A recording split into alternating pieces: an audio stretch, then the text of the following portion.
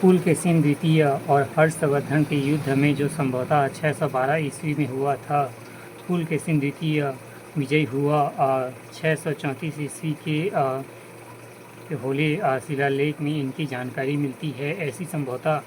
ऐसी संभावना बनती है कि दक्षिण कोसल के बाला अर्जुन ने हर्ष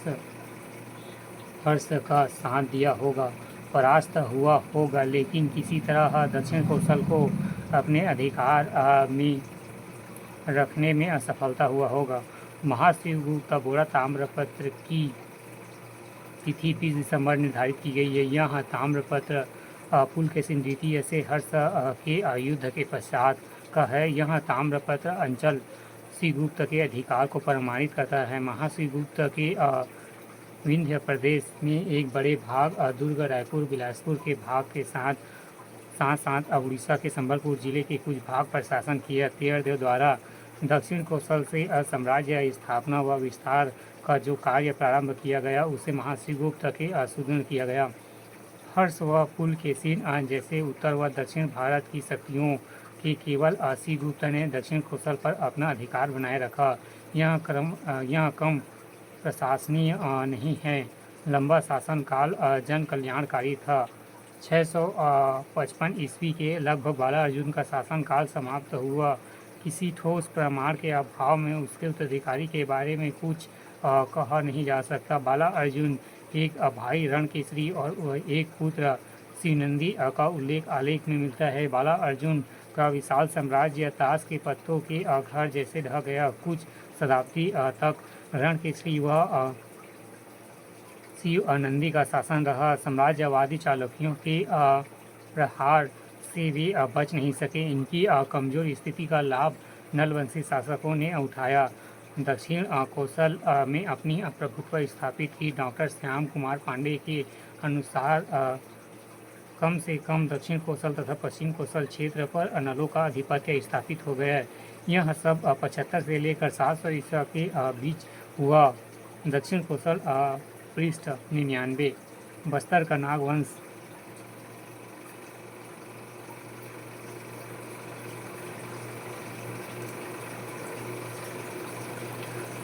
भारतीय इतिहास के अनेक दृष्टियों में मनमोहक व चर्चित रहे।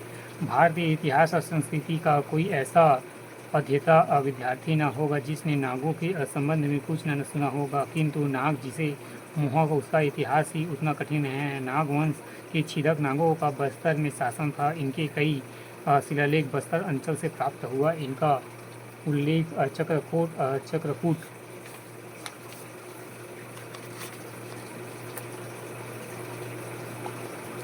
चक्रकोट के राजा के रूप में हुआ।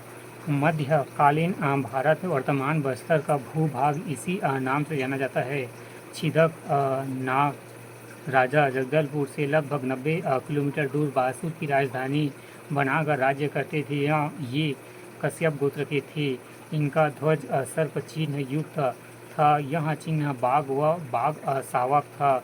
ये नागवंशी अनेक उपाधि धारण किए हुए थे। इनकी एक उपाधि थी सर्वोत्तम शहर भोगवती के स्वामी। यह भोगवती अपौराणिक नहर एवं श्री रोहिणी झा के अनुसार आधुनिक बस्तर का भोगराम दंतेवाड़ा को प्राचीन भोगवती पुरम का लक्षण माना जा सकता है। डॉक्टर राम कुमार बिहार के अनुसार सर्वोच्च नगर भोगवती का अवशेष जब तक प्राप्त नहीं होते तब तक इसकी स्थान को उसका लक्षक मानने में ही गहरी आपत्ति है।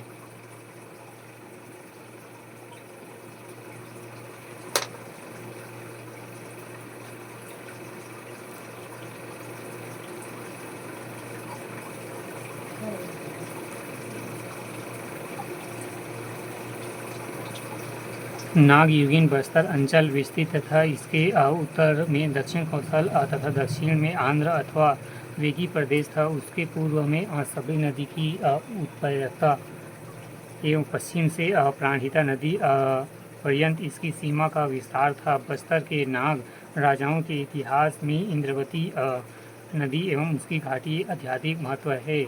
इस अंचल की सभ्यता एवं संस्कृति के विकास में इस सरिता का महत्व सर्वोपरि माना जा सकता है।